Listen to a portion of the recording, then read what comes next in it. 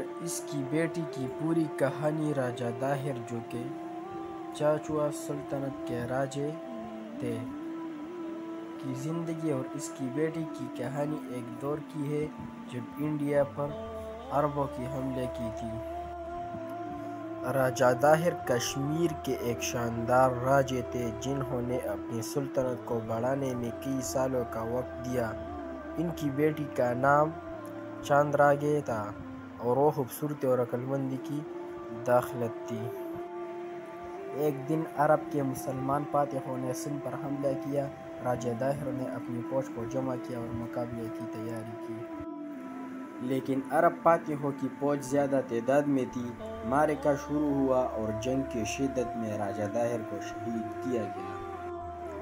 اس کے بعد عرب فاتحوں نے سندھ کو فتح کر لیا۔ چندرا جو اپنے والد کی شہادت کو دیکھ کر رونے لگی۔ سندھ کی فتح کے بعد بھی اپنے وطن کی محبت کے ساتھ رہی۔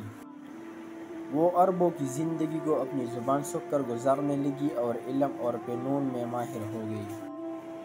وقت گزرتا گیا اور چندرا کا نام علماء اور فلاسفہ کی فہرستوں میں شامل ہو گیا۔ اس نے اپنی محبت کے وطن سندھ کے لیے انڈیا کی تاریخ میں ایک عظیم شخصیت بنا دی۔ اس کے بعد کے دوروں میں سندھ کی تاریخ میں راجہ داہر اور اس کی بیٹی چندرا کو بڑی قدر دی جاتی ہے جو اپنی محبت اور وفاداری کی روشنی میں چمکتے ہیں۔ یہ تھی راجہ داہر اور اس کی بیٹی چندرا کی کہانی۔